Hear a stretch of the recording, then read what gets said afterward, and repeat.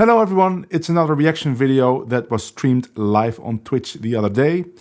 And as usual, I feel the need to put a little disclaimer before we roll the video. I often get the comment that I state my opinions with too much confidence as if they were the ultimate truth. And it might seem that way in a stream, but you know, that's just a live stream where I'm reacting to a video, interacting with the audience. But in reality, I know of course that I can be wrong. I have been wrong many times in the past, and I will be wrong many times in the future, and I'm sure some of my opinions in this video are also wrong. And I love the guys from Open Studio. It's one of the greatest channels about jazz on YouTube. My channel is nothing compared to that channel. So I hope I don't give the impression that I think the videos they make are not good or anything. I think they're great. And even if I would think the videos were bad, my opinion would be completely irrelevant anyway. It's good if you don't agree with me, let me know in the comments. I welcome criticism, I welcome discussion. So please don't try to hate me if you disagree with me. It's all good. Let's roll the video. I'm gonna react to a video by Open Studio. It's called The Easy Way to Get Good at Music. And Open Studio is one of my favorite jazz channels on YouTube with great or fantastic content. They do everything, podcasts, talk about improv, talk about theory. They have a lot of great players showing up. And somebody asked me to react to this video. The easy way to get good at music. Look, here's the truth. There's an easy way to get good at music. There's an easy way, and you already probably know about it, and you avoid it at all costs because in the back of your mind, you think, this Also, the shit is, the word shit is censored. That's funny because I don't know what the word, like how bad the word is in like the US. But in the Netherlands, everybody says this word shit, and I don't think anybody is offended by it anyway. So it's funny for me to see it censored because I remember my parents saying this when I was young all the time. Like everybody uses that, and I don't know. Funny that it's censored. is hard at first. You might have even tried this easy way to get good at music a few times. You may notice that something happens every time you try this. We're talking about transcribing today. What is it? Why do we need to do it? How do we do it? It is not going to be easy. You're going to make. So let me first say, for the people that don't know me or my channel basically was, well, it still is, but I'm changing my content a little bit. But it was basically about transcription and transcribing. My whole channel is about that. I made hundreds of videos about it, either showing just separate phrases from transcriptions or complete transcriptions. For like a couple of years, I learned a whole solo every week and then broke it down phrase by phrase, talking about what the phrases were, how to play them, what the good timing was, how to make them sound good, how you could use them in your own improv. So I, of course, completely agree with the sentiment of transcription is something that is needed. But I have to say here that I have encountered, I don't want to say many, but quite a few very good jazz musicians that claimed they have never transcribed. I'm not talking about writing it down, because that's, of course, one way to transcribe, but I'm just talking about learning complete solos. They told me, no, they have never learned a complete solo. They have only learned separate phrases. Like they listened to a Charlie Parker solo and they heard a good line for a major chord or for a 2-5-1, and they would just transcribe that phrase. So never a complete solo. And I cannot argue with the result. I've seen many good players. One of those players actually is Peter Bernstein. I did a workshop with him online during the pandemic, and somebody asked, did you ever transcribe a complete solo? I think his answer was that he only did it once or twice, but not really. The only thing he did was... Oh, I'm getting a call. Wait. Okay, let me...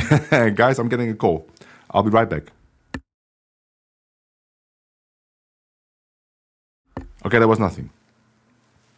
So, Peter Bernstein basically said that he mostly transcribed single phrases, like concepts, like Thelonious Monk. At one point, he was very much into Thelonious Monk. And he just learned like separate concepts, separate phrases. And then he also tried not to play those exact phrases, but more take the concept. Like, oh, Monk is using something like, like this second interval, or for A7. That's something that Peter Bernstein would really play. I think he took that from Monk. So Monk wasn't playing it exactly like this, but just the concept. So to say that it is absolutely needed to transcribe to get good, and I'm talking about complete solos, obviously is not needed. Some of the greatest players I know currently alive have never done that. But that's not my way. My way is transcription, for sure. Make loads of mistakes. You're going to fail again and again. It's going to feel hard. It's not going to be as comfortable as playing an F blues for the 1,000,000th time in the same old you play every. So that's funny that he says playing an F blues. I know that on universities, I've also studied at the university, when you just go to the regular jazz department, the first thing you're basically going to play, or also is asked of you in the audition, is to play a blues in F. And then a lot of people practice that a lot of the time. So I know what he's saying. But in gypsy jazz, we don't play many blueses. I think an equivalent in gypsy jazz would probably be either minor swing or coquette. And every time you pick up your guitar, you start practicing one of those tunes. So that would be the equivalent, yes. Every time you do it. But that's the beauty of it. That's how we get good. That's the easy way to get good. And as we go on this journey together, just keep in mind. So I wonder, I understand what he's saying, and I agree with the sentiment. I'm not sure it's an easy way, but it's a complete way to get good. But I wonder what his thoughts is about going from transcribing to getting good. Because just transcribing and just playing those solos won't actually make you good. Well, define good. Good, let's say that good is that you can go to a jam session or a gig, and on like normal jazz tunes, you can play a good sounding solo. So let's say that is good. And what is the route from transcribing to getting good? Because just transcribing won't do it. But maybe he's gonna get into that.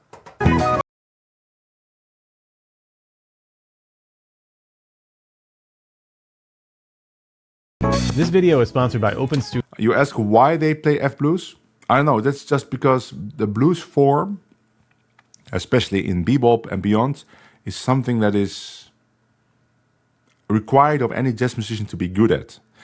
It's basically blues and rhythm changes. Now in gypsy jazz, because Django was not really very known for playing a lot of blues forms. He did some, right? He played St. Louis blues.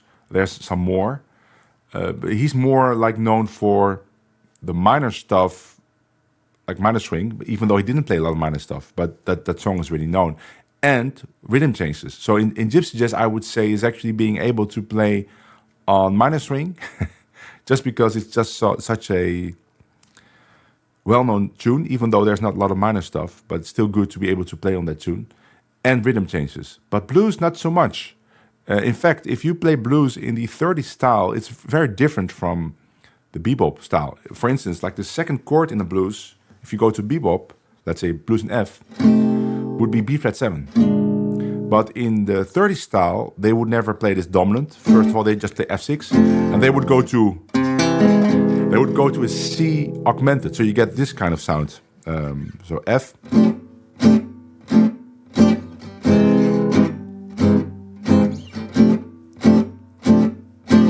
Then they would go to the 4 chord, so B flat 7, or even B flat 6. Now compare that to a bebop blues where you have.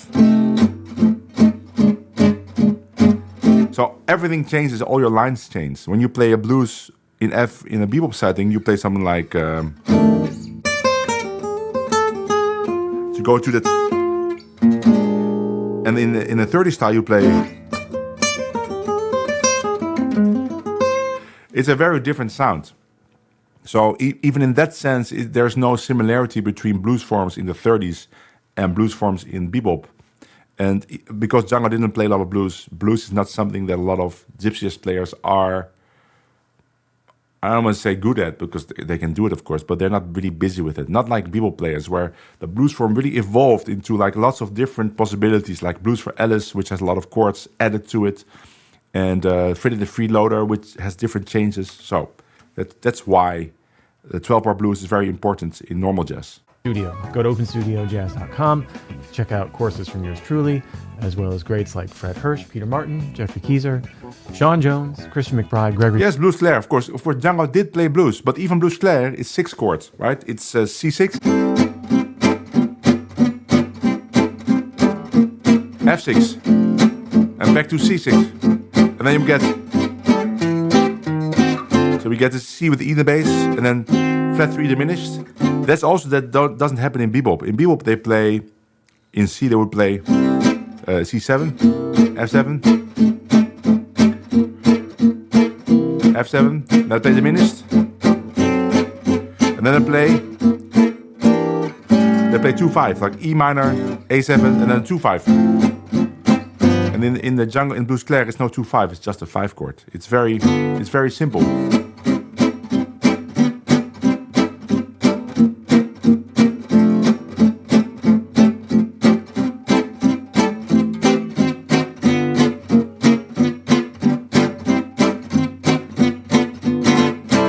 Almost sounds like it's not a blues or something.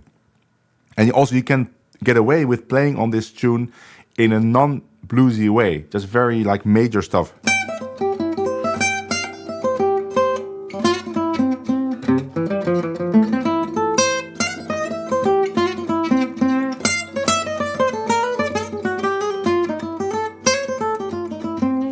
Something like that. Hutchinson, and many, many more. You've probably heard it again and again and again. Transcribe, learn it from the record, from experienced musicians, from teachers. There's a ton of YouTube videos. A lot of these are really good YouTube videos about how to... Oh, my channel is not among the channels that they mentioned. Let me see. I'm curious which channels they mention here. There's a ton... Oh, Jens Larsen. Transcribe, learn it from the record, from experienced musicians, from teachers. There's a... So then Jens Larsen, of course. Ton. Chet LB. Of YouTube videos. Oh, Chicoria. Transcribing chords. Yes, a lot of these are... And this is Jazz at Lincoln Center. Oh, yeah, they have a channel too. So my channel is not mentioned. Which makes sense. Probably I'm too small. Really good YouTube videos. Oh, Bob Reynolds. Oh, that's a great channel. Check it out. And then there was one before. From teachers. There's a ton of YouTube videos. A lot of these are really good. Jeff Schneider. Oh, yeah, he's an OG. I think he maybe one of the first jazz channels on YouTube.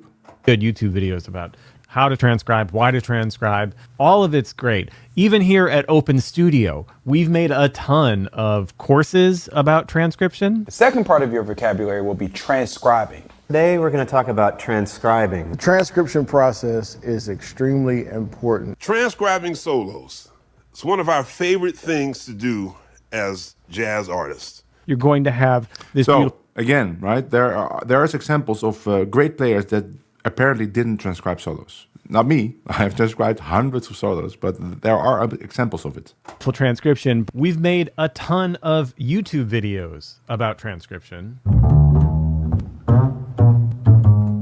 Look at this transcription. You see how it's written down? This is written down in a very good way, very readable, a lot of details in it, but not in a weird way where the rhythms don't make any sense. So this is actually written down in a very good way. How to absorb what you transcribe. 5/4.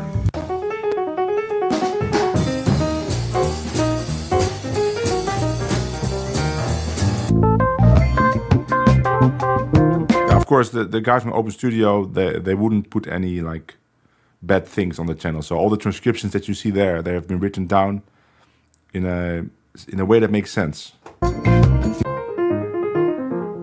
That's their tune. It can be overwhelming. You go on social media, you see what everybody else is transcribing, and you're like, well, I want to get in on it, but I don't have the ears. Le transcript de tout le monde. You've taken it Des États-Unis. about 45 seconds too far. These are all great, and we're not going to stop that because they're really, really useful to analyze the music and to demonstrate and to explain what's going on beneath the surface. But the people who are benefiting... So there he says something that's very important. That's, I think, an essential part of transcription. you need to not only play the transcription as is, but you also need to look at these separate phrases. And then he calls it explain what's going on. That is vague in the sense that you can explain it in many ways, or you can think of that action in many ways. But for me, it basically means that you just see what the chords are that is played on, and then trying to play that phrase yourself in other tunes, and then try to embellish the phrase, play parts of it, make variants, try to combine it with other phrases that you know that are in the same location on the guitar, for example, or that are similar.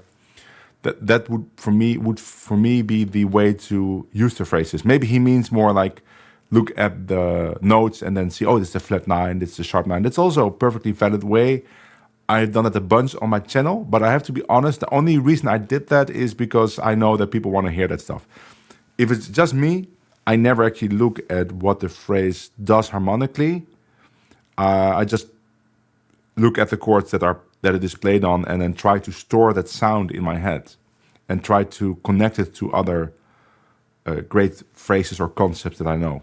The most from all of these transcription videos are the folks who did the transcriptions. Now, before we get too far into this, let's talk about... Is that true? The people that benefit the most from the transcription videos are the folks that did the transcriptions. I don't think, in my case, that is true.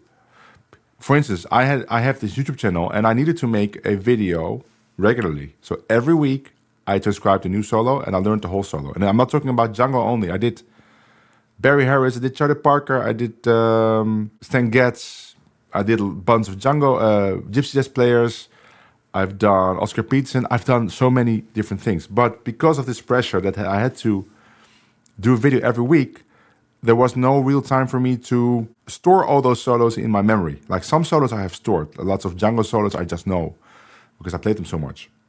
But a lot of the other transcriptions I just learned, like a Clifford Brown. I did a Clifford Brown solo for, I don't even remember the tune, but I don't remember anything about the Clifford Brown solo. But I bet the person that downloaded the transcription and really practiced it was more beneficial for them than it was for me. So it depends a little bit on the goal of the person that's transcribing it. If I just transcribing something that I really want to learn, then yeah, maybe it's more beneficial for the person that transcribed it. But in a lot of cases, on my channel, I think some people got more benefit out of the transcriptions than me.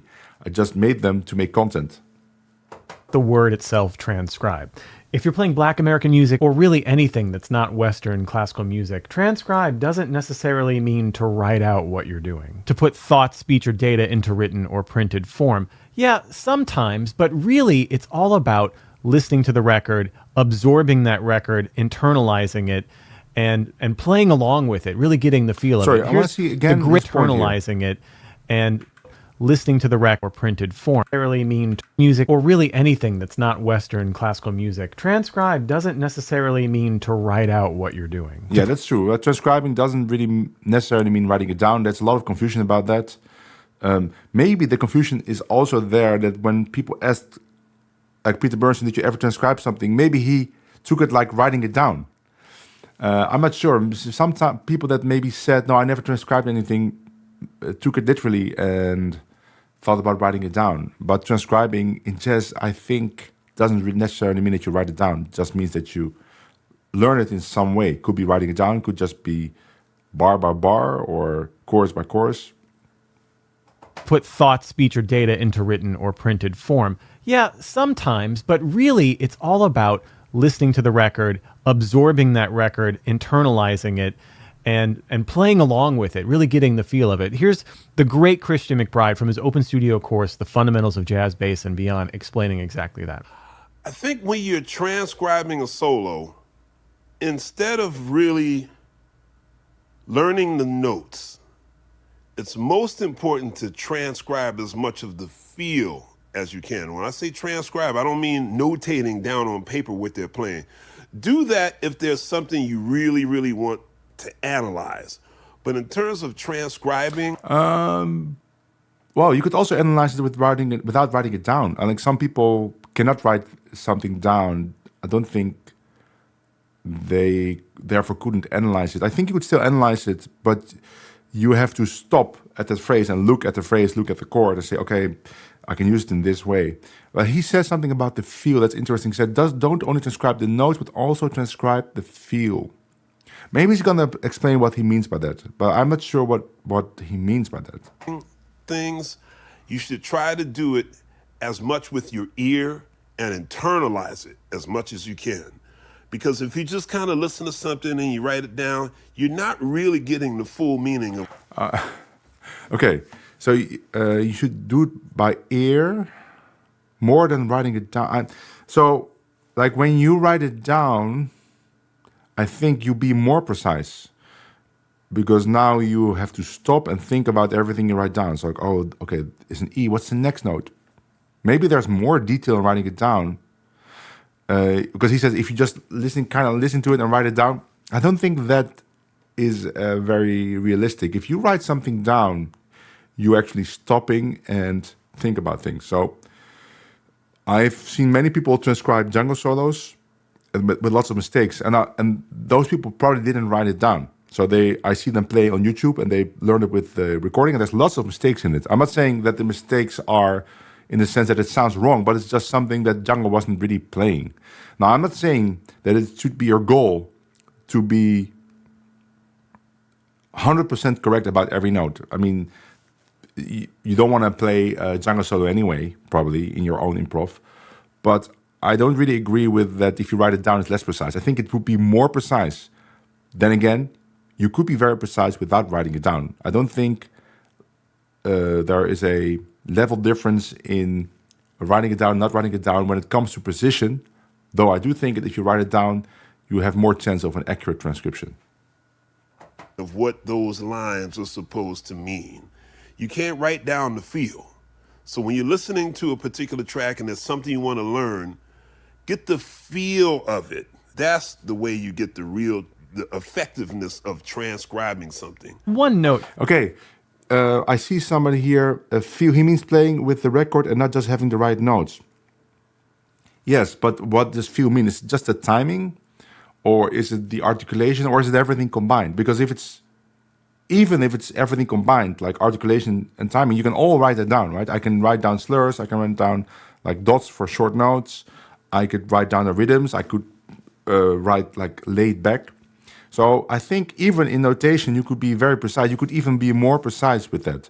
That doesn't mean that you don't have to then play it along with the original recording. I think you still have to do that, just because it's a lot of fun to do it anyway, but also because you can check if your timing is correct. But the feel is not something that you cannot write down. In fact, if you look at classical music, that's all written down, and you cannot say that somebody that plays a Beethoven sonata is playing without feeling. No, playing with lots of feeling, and all that feeling comes actually from the notes and how to interpret it. So I think I understand what Christiaan is saying, but I don't think it's actually true. If you write things down, you could still have all the feel there in the transcription. Just depends on how detailed you're going to be in the transcription. For instance, in my transcriptions, I don't really write articulation because I'm too lazy, and I expect people to take the transcription and listen to the original recording to get the articulation, to get the laid-back parts. But if I would be a classical composer, I could not expect people to listen to recordings of it. That's not usually how classical music works, right? You have a teacher that tells you how to play stuff or makes you think about interpretation. But then all the feel comes from the page. It says like andante, it says con brio, it says crescendo. All that stuff is written down. And you could do that easily in jazz transcriptions. It's certainly possible to do that. What does internalize actually mean? Yeah, I probably learn it by heart, I think, and try to get as close to the original recording, like with articulation, with dynamics. That's what I think it means. You agree with Gian. What did Gian say? I don't know why people make transcriptions without the chords. It's very frustrating. Yes, that is very frustrating. You're right. You always should write down chords, unless the transcription is not about the chords. Like, let's say you make a rhythmical transcription and you're only interested in like rhythmical variations, then you could do that without the chords, but I agree. Maybe some of the finer nuance, like the exact speed of the vibrato or the exact volume in the dynamics. I think that goes too far, actually. If you would do that for every note, then you would never finish that transcription. I think it's more important than to get an average. Let's call it the average. For instance, if I transcribe a Charlie Parker solo, there's no real point for me in transcribing any of the vibrato for guitar. Like if I'm a saxophone player, yes. But even if I transcribe Django, I wouldn't really go for his exact vibrato speed. I would maybe look at like, oh, this note is with vibrato. Now, if I want to get Django's vibrato, then I would just only look at that. I would get a bunch of different solos and then check his vibrato and try to get to that very fast vibrato he has, something like that. But I think you can go too far with transcription in that sense. If you check every note for the exact way it was played, maybe you're going past the purpose of transcription, which is just try to get good ideas and concepts. Maybe he means that writing down, cut the spontaneity during the exercise, you should be able to play what you hear on the fly, but who's able to do that? I've met very few people that are able to do that. I can do that just because I have perfect pitch in a range, right? So if the notes are played in my range, I can copy it immediately. But most people that cannot do that, even very high-level musicians, and I've seen that so many times during rehearsals where somebody needs some time to copy a line. And I don't have any problem with it, but I think it's a myth to think that people can actually play on the fly what they hear.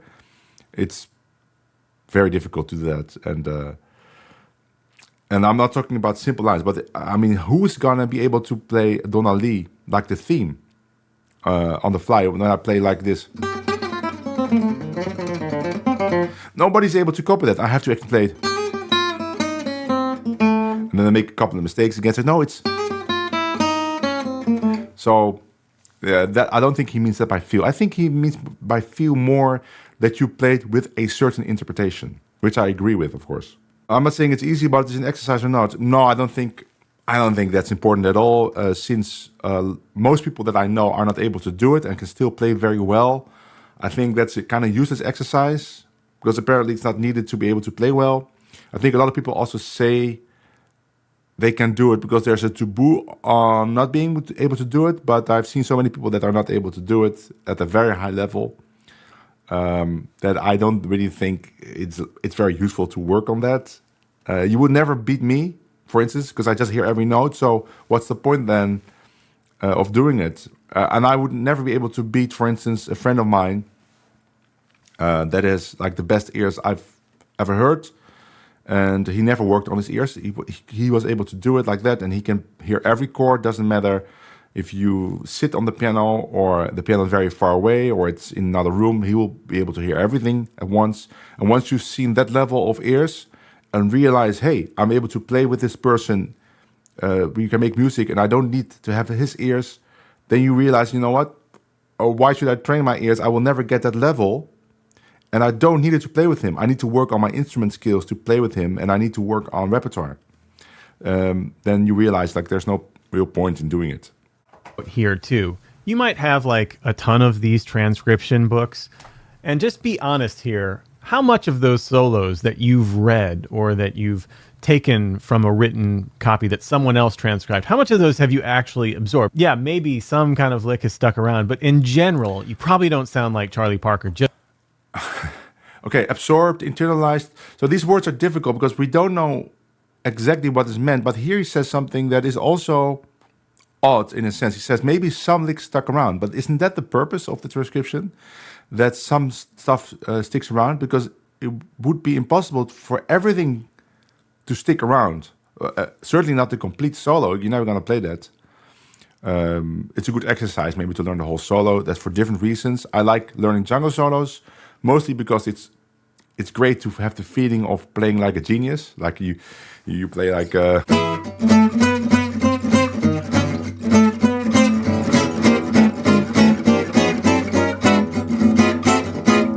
It's just fun to have this feeling of what it sounds like, of what it feels like to be a genius, and you can work on the interpretation. That's great, but you don't want all of the solo to be something that you play in your improv, because then you're just playing a Django solo. So what he says here, just some licks stuck around. That's actually a great result, I think, of a transcription. So I don't know what's wrong with that. Just from reading from the Omni book. And how many tunes that you've learned from the real book do you actually memorize in that way? Have you ever learned a tune by ear? I love this clip from Robert Glasper, who's one of the greatest. Okay, learning a tune, of course, is not maybe similar to transcription, because I can imagine that you learn a transcription and you don't even know the chords of the tune, right? You could learn it as a classical piece almost, like where you just learn every line.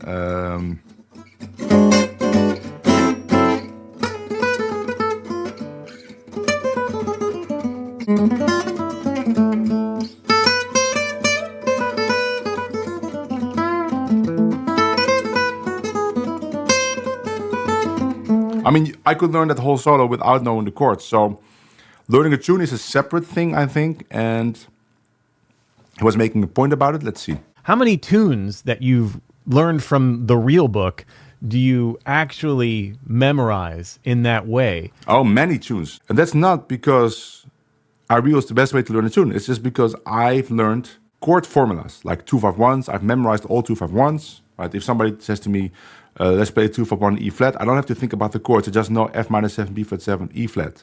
If somebody says it's a dominant chain starting on C7, I don't have to calculate. I just know C7, F7, B flat 7, E flat 7, A flat 7, right?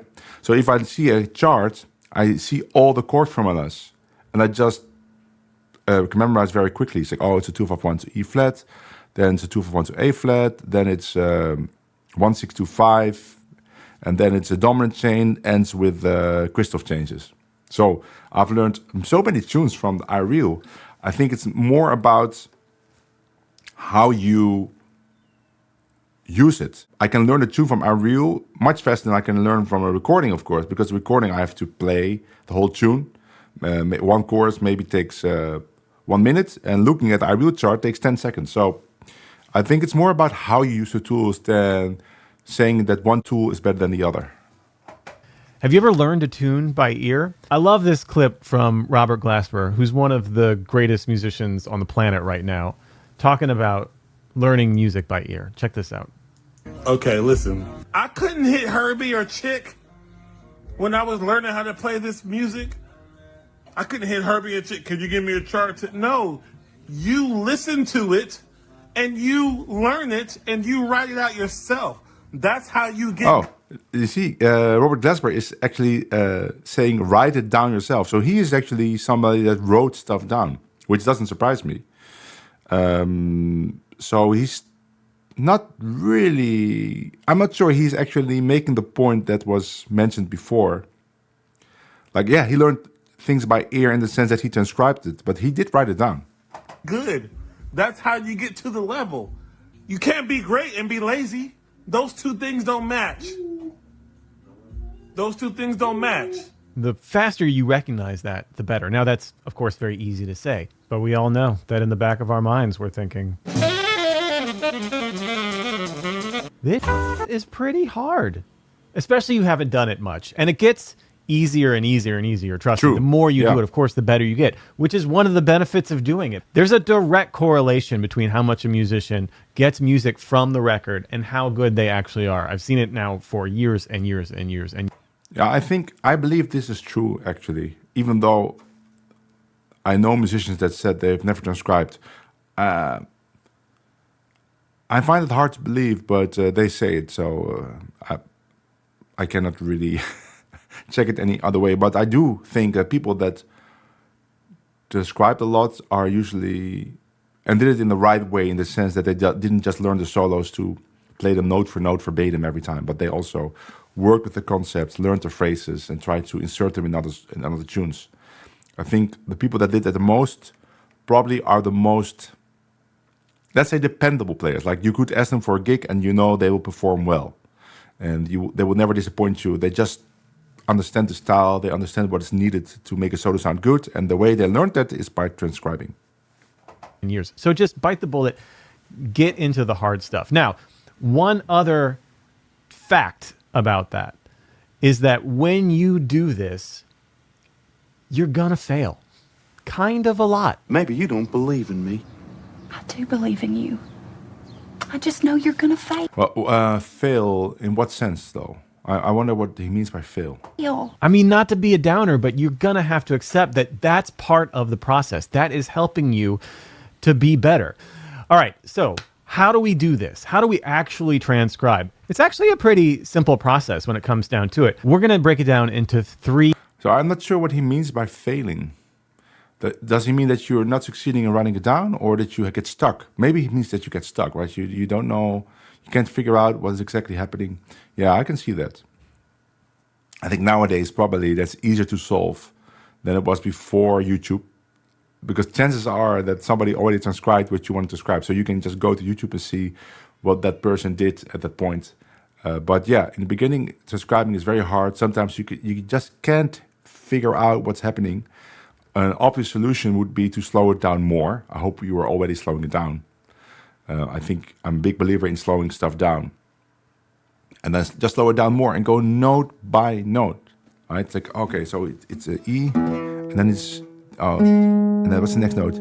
Okay, and then you just write it down note by note, and then you find the rhythm. So, it's a quarter note, and then it's a triplet. And then you just go note by note, rhythm by rhythm until you have it. And that can take a long time, and you might give up. But what he's saying here is correct. Like, the more you do it, the easier it gets. 3 simple instructions. The first instruction is to listen 21 times to what you're transcribing. This is okay, 21 times. That sounds random number. Why 21 times? Why not 22 or 15? I would say listen to it for a couple of times maybe until you think, hey, you feel like I want to write it down or I want to transcribe it, and then do it at the moment that you feel like doing it, because you gotta make use of those opportunities, because I promise you will get bored of it, and you will get fed up with it, and you don't want to get fed up with it after listening 21 times, which I could see happening. Usually, when I want to transcribe something, I heard it once, and it really caught my ear, and I think I want to know what's happening there, and I start sitting down and transcribing it. So I don't know about the 21 times. Just start writing or start transcribing, even without writing it down, as soon as you get the urge for it. This is a lot of times to listen to something, and maybe you listen to this 21 times today. Maybe you listen to it 21 times tomorrow. Maybe 10 times today, maybe 11 times tomorrow. The point is, before you even sit down with your instrument, you listen, and listen again. Step 2, and we're... Yeah, I don't really understand this point with the 21 times, even especially when you're going very precise, like 10 times today, 10 times tomorrow. I would say transcribe it as soon as you want, and then you're gonna listen to it 100 times anyway. Because when you transcribe it, you have to go so slow and listen to it again, and then you get lost, and you have to go back to the A part. You're gonna listen to it many times. So, yeah. We're still not even getting to our instrument, is to sing it. All of the greats sing all of the time. It's the famous Lester Young quote. He stopped playing in the middle of a solo because he forgot the words, right? I don't really understand what's happening here. So he says you have to sing it, but what do you have to sing, the theme and the lyrics, or do you have to sing the solo? Because Lester Young was obviously not singing the lyrics to his solo. He was singing the lyrics to the tune, then I assume. So he's singing but I also don't know if this story is true. It sounds like a weird thing. Like somebody stops in the middle of his solo and he said, I can't continue my solo because I forgot the lyrics of the bridge or something.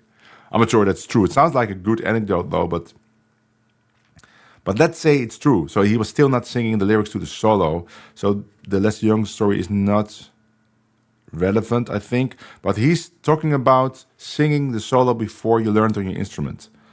That is a possibility, though I have to question why. He says all the greats sing. Yes, that's probably true. But why are they singing? Are they singing to get the notes, or are they singing to get the rhythms? If you sing for the rhythms, I think it's a very smart thing to do. Like, just sing.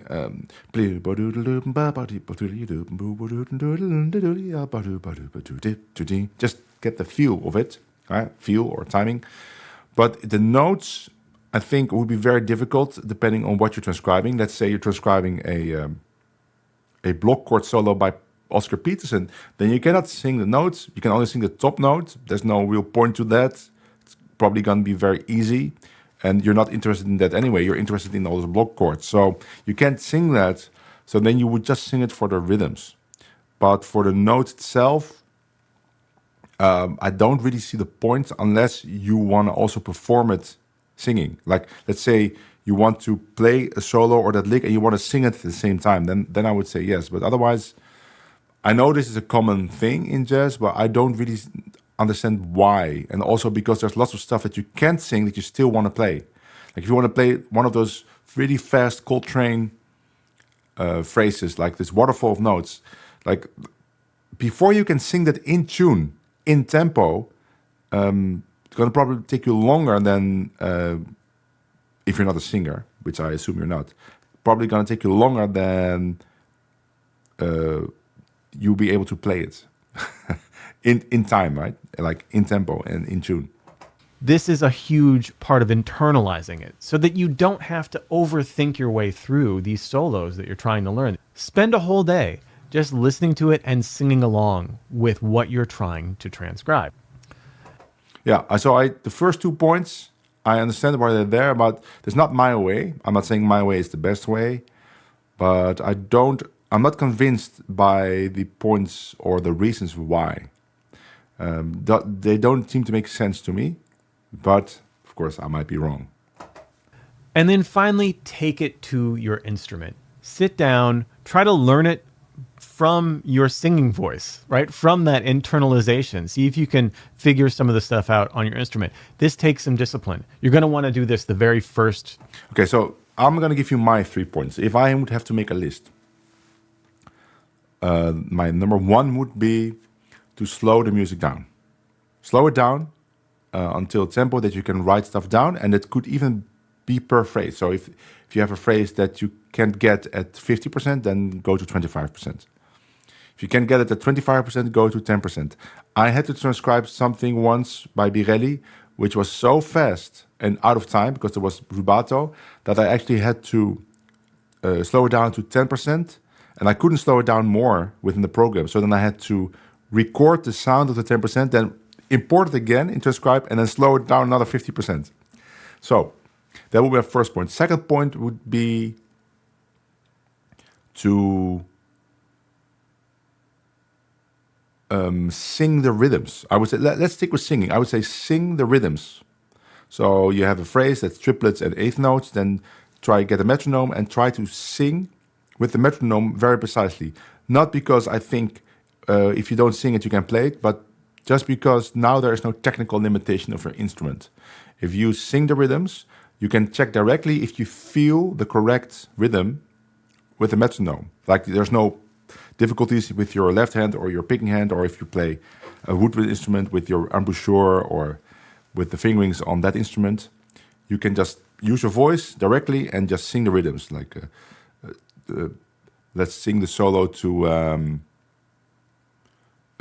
Biddy's Bounce. So I also sing the notes here because it's easy to sing. I wasn't very precise. Like for the triplets, I didn't really sing the notes. But let's sing without the triplets, without the notes. Like once I have that, then I go to step 3, which is take it to your instrument. So I agree with that. But as you can see, in my way, you're much faster with the instrument than with his way, where you have to first spend 21 times listening to it, which could be spread out over several days. And then you have to sing it, and I assume sing it accurately, depending on how difficult the solo is. That can take you a couple of weeks. And then take it to an instrument. Man, that's going to take you months before you actually get anything out of the solo that you want to. 10 minutes that you're trying to learn something. Again, take a few days to just absorb it. Really, really try to absorb it. I think you're going to find that... And so he says a couple of days, but I think if you want to sing it accurately, there's not going to be a couple of days, depending on how good of a singer you are and depending on how difficult the solo is. It comes out way faster on your instrument if you've taken that time. Then when you get to your instrument, now you're trying to figure out... And now you might say, no, but he's also talking about singing the rhythms, but he wasn't, because he said try to learn it directly from your singing voice. So that means that all your notes that you sing have to be accurate, because otherwise there's no way to get it accurately on your instrument. And I'm a bad singer anyway, but I think I have a lot of experience with transcribing, but I wouldn't be able to sing a Django solo accurately even within a week, just because of the range. So I don't have that range, so then I have to transpose in octaves to sing. That's going to be very difficult because the solo is going to sound very different. So that's why I'm not a proponent of singing. A lot of stuff you can't sing. Try to sing a Lenny Tristano theme. Pretty much impossible. Well, it's possible, but it's pretty much impossible to learn it in a couple of days. Now you're really learning it at a very deep level. This isn't just a read through the real book or I real be level. This is like, I'm actually understanding what's going on. Listen to the melody of the solo. Listen to the bass line. Try to figure out where's the bass moving. Try to figure out the thirds and the sevenths of the chords that the bass is playing around. Okay, but now we go way beyond transcription. Now we go about, we talk about analysis. So we're talking about learning the tune. And I think it's an essential step, but it's actually not within these 3 steps. There's nothing about knowing the chords here. There's nothing about knowing shell voicings. So, I don't know, this list is not complete then. All of that stuff is going to be super helpful. And remember what Christian McBride said. It's all about getting the feel. More important than the notes is to really walk in the shoes of these masters. Don't just let silly YouTubers do this for you. Like me. Get your hands dirty. Get in there and really do the work that's going to make you better. Again, this is the easy way to get better. Okay, I have a little different view on this concept of doing the work yourself. Well, I agree with it that if you transcribe something yourself, it's very good. Not only because it's a great skill to have, but also because you can transcribe exactly what you want, right? You're not dependent on someone else to choose something for you to transcribe. Now, this problem will go away more and more every year because all solos are getting transcribed, right, by people on YouTube, for instance. So, for instance, like Django solos, I have transcribed so many Django solos and Dennis Cheng and other people. Probably you can find any Django solo that you want, you can find a transcription of it. But there's another reason why I think that sometimes it's better to actually start off with a transcription by someone else. And that is because if you've never transcribed something before and you're not very familiar with the language of the person you're transcribing, which I assume, right? You're a beginner. Then it's very good to see an accurate transcription by someone else first and see, oh, okay, so this is how you write it down, or this is what the notes are, or how these rhythms work. Because if you've studied some transcriptions of good transcribers, then when you start doing it yourself, you already have a very good idea of what it should look like, or even not even only on the notes, but also on your guitar. If you take a transcription, for instance, by me of a Django solo, and you see the way I mapped out these phrases on the fretboards, and you're going to transcribe something yourself after you've done the work with 5 of my transcriptions, then a lot of the stuff you will immediately realize, oh, I should play this probably on these frets. So I don't actually think it's wise to just start transcribing out of the blue if you've never done it. If I would transcribe a blues, for instance, like a blues guitar player, I know nothing about blues, I wouldn't just transcribe it. I would first look at some transcriptions of expert blues players to see how the bands work in their transcriptions before I do it. Because I might be doing it completely, well, not wrong, but maybe in not the best way, or just not a very efficient way. So I'll be reinventing the wheel, and my wheel might not be round. So that's my view on it. At playing music. Now, maybe you're wondering, what should I even transcribe? What should I pick to transcribe? Well, I'm going to fix that for you right now. I'm going to fix that for you right now. Thank you, Harry. You're best off picking something that you absolutely love. Something that you probably already know really well would be best. I also have 3 suggestions here for you. I have 3 tunes loaded up in SoundSlice. Okay. I wonder what it could be. I'm guessing the Miles Davis solo on what's the song? So what? That's what I'm saying. I'm thinking a Charlie Parker solo, maybe. And he's a piano player, so something by a piano player. So something easy.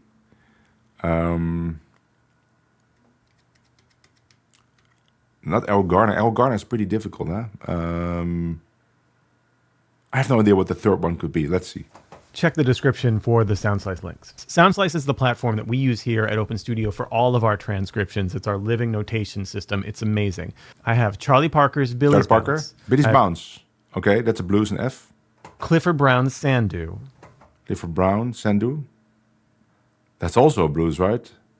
Is that in blues in E flat or A flat? E flat, I think. Sandu. And I have Wynton Kelly's solo on Freddie Freeloader. Okay, well, it's the same album, but it's a piano player. It's a Wynton Kelly solo on Freddie Freeloader. But those are 3 blueses. And in the beginning he said you're going to play a blues again. So now he's recommending to transcribe 3 blueses. I would actually not do that then. I would say a blues, a rhythm changes, and another standard. I think that would then be more fun, because otherwise you're transcribing 3 blueses. Now, the cool thing about SoundSlice is that you can slow it down without losing pitch. SoundSlice. Do you all know that SoundSlice was invented by a gypsy jazz guitar player, Adrian Hodovati?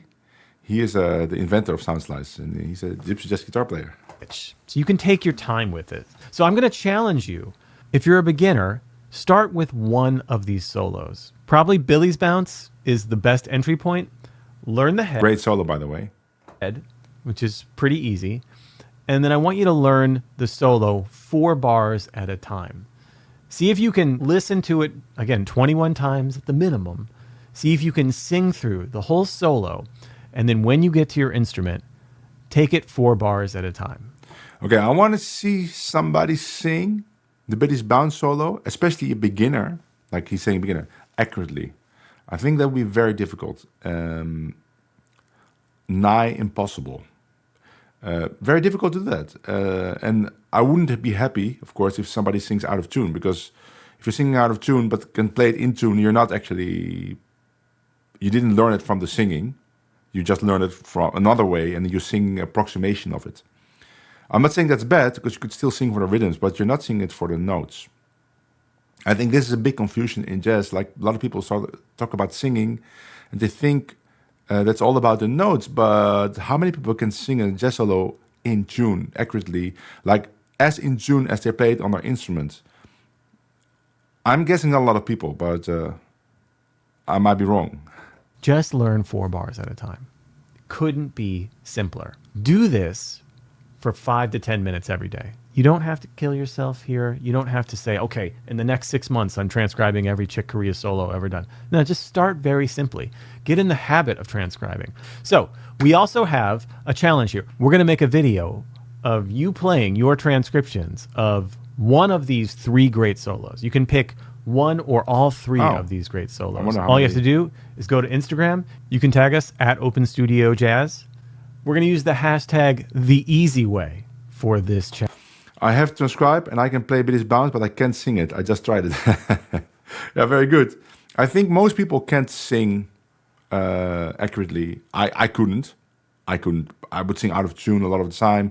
I don't have a range, so I have to jump octaves. It would sound ridiculous, but I can play stuff. I couldn't sing this.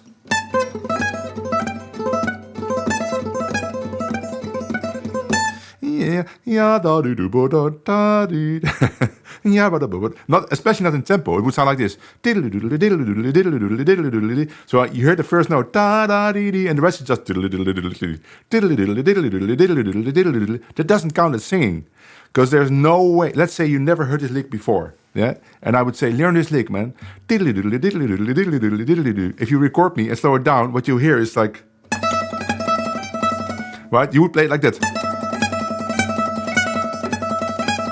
And even the tiddly is probably something like that, like it's something very not accurate. So try singing that phrase in tempo. If you sing it like this, ya dee dee da na da da dee, probably not even in tune, you're not actually singing that phrase. So why are you singing it anyway? I think it's just because everybody says you have to sing it and you approximate it and you think you're doing a good thing. I'm saying that's nonsense. Sing it for rhythms like. You can also hear in the singing, if you do it like that, like accents maybe on the. And try not to rush the triplets. That's good, but the notes, you can sing those notes. And chromatic notes are hard to sing. Yeah, it's very hard to sing. I made that point in the short. Just try singing this. Right, this lick. It's not even chromatic. There's some skipped notes. I promise you that Adam Menace wouldn't be able to sing this. Because it's very low, so you have to sing octave higher anyway. But then it's very difficult to... Now here it's a whole note. Now here it's chromatic. And in tempo, it's impossible. But I can teach this to every guitar player I know. Because it's so easy. You say 3, 2, 1, open on every string. And on the last string, you do 4, 3, 2, 1. Now every guitar player has a great lick for E7.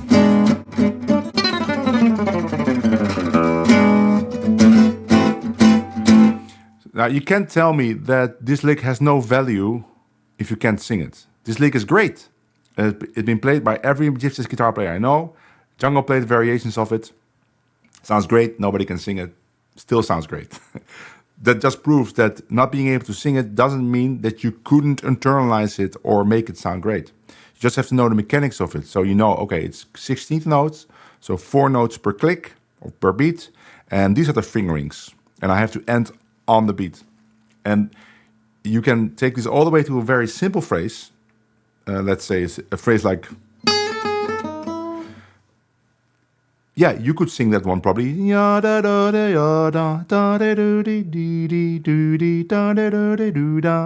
could sing that one. But I can also just teach you, it's on the 5th fret. And because here's A minor. And you just play lead tone twice. And then one time on the B string. And you put a nice vibrato on the E. And you play it like this. 1, 2, 3, 4. Da da do de do da. 1, 2, 3, 4. And I would say, try it on D minor. And say they go D minor. Oh, so then it's here, right? Say, what's also great, if you play this on E7, but you play it on F minor. So they go F minor, so then it would be... So now play the solo with it. 1, 2, 3.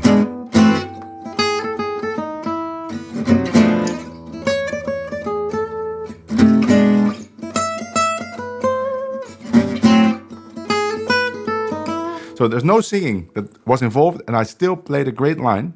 And even though I can sing this, there's a perfectly valid way of teaching this without singing. Now, what is important is that you memorize the sound of this. I'm not even talking about like every note, but the sound, like the pattern, or like a good place in the music where this would fit. And we can talk about that even. We could say, well, it fits on A minor if you start on a beat. But also say, just play it a couple of times, listen to it. Now try to store that concept, that musical phrase in your mind as a puzzle piece. Like you don't know every corner of the puzzle piece, but you know it fits there. And now you play a solo and say, I want you to insert it somewhere in the solo. And there's no singing that is present in this teaching methodology, and it works because I've done it many times, and I've never asked anyone to sing ever. Even when I teach at a university, I never ask that. I just say, here's a good phrase. Let's talk about it. How do you play it? Now let's try to insert it on the changes of Argentine. Challenge. So post your video to Instagram, #TheEasyWay, and you might see your clip on a future Open Studio video. We're going to make a compilation of everybody working on this together. As you get to this, remember a couple of things. First, it is hard though, yeah. Is hard, and that's a good thing. Second, keep in mind that you're going to find there's a lot of... There's so much failure involved with this, and that is also a good thing.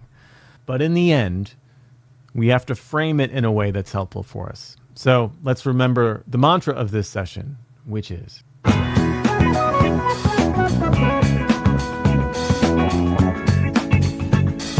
Hard things Thanks make everyone better. for joining me today. Sometimes, not always, of course. I can't wait to see your videos. Don't forget. Okay, the only way I found singing helpful is for a single note to double check if the note you picked in your instrument is correct. Yes, but you already noticed it's not correct, right? Because you say, oh, this is not correct. So you already know it's not correct. And then you're trying to find the right note by singing. I can see that. But if you write it down, you could also just see, oh, no, I played the B flat, but it's a B. There are several ways to do that.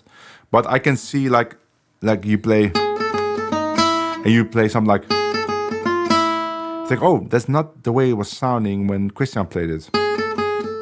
Let's see, da da da da da da da. You're searching la da da da dee. Right, I can see that. I see how that works, but you could also write it down, right?